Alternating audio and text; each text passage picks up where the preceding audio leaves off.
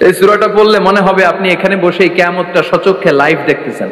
وأنزلنا الحديد فيه بأس شديد।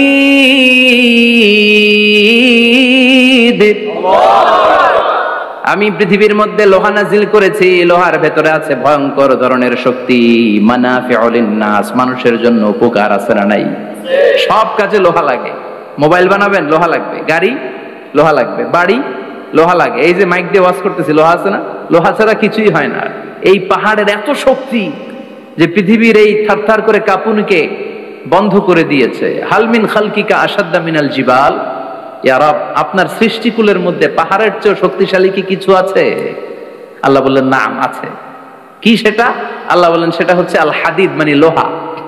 লোহা চিনেন? এই হাদিদ নামে, আল হাদিদ নামে আল্লাহর কোরআনে একটা সূরা আছে না নাই? সূরাতুল হাদিদ, লোহার সূরা। ওয়া আনজালনাল হাদিদ ফীহি বাসুন শাদীদ ওয়া মানাফিউ লিন-নাস। আল্লাহ বললেন আমি লোহাকে নাজিল করেছি। লোহা পৃথিবীর কোনো উপাদান নয়।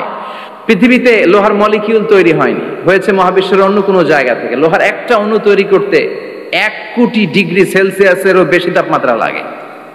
এই লোহাকে আল্লাহ বললেন আমি পাহাড়ের চেয়ে বেশি শক্তিশালী করে বানিয়েছি লোহাকে। সুবহানাল্লাহ পড়েন। ফেরেশতারা বললেন হালমিন খালকিকা আসাদ্দা মিনাল হাদিদ। আল্লাহ, আপনার এই সৃষ্টিকুলের মধ্যে লোহার চাইতেও শক্তিশালী কি কিছু আছে? আল্লাহ বললেন নাম আছে। ফেরেশতারা বললেন মা হিয়া। আল্লাহ বললেন সেটা হচ্ছে আন্নার, আগুন। আগুন লোহাকেও গলিয়ে দেয়। সুবহানাল্লাহ পড়েন। ফেরেশতারা বললেন হালমিন খালকিকা আসাদ্দা মিনান নার।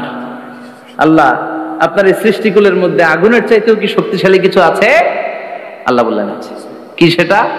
আল মা, পানি। পানি মারলে আগুন। সুবহানাল্লাহ পড়েন।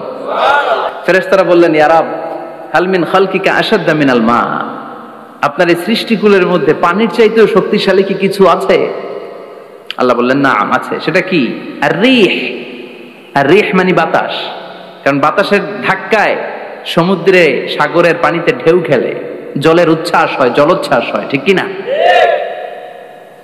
এবার ফেরেশতারা বললেন মাবুদ, পানির চাইতেও বেশি শক্তিশালী বাতাস। এবার আমাদের জানতে বড্ড মনে চায়, এই বাতাসের চাইতেও শক্তিশালী কোন সৃষ্টি আপনার সৃষ্টি জগতে আছে নাকি? আল্লাহ বললেন বাতাসের চাইতেও শক্তিশালী একটা জিনিস আছে। দেখি কে কইতে পারে? বলেন সুবহানাল্লাহ। আল্লাহ বললেন বাতাসের চাইতেও শক্তিশালী হলো আশরাফুল মাখলুকাত, মানুষ।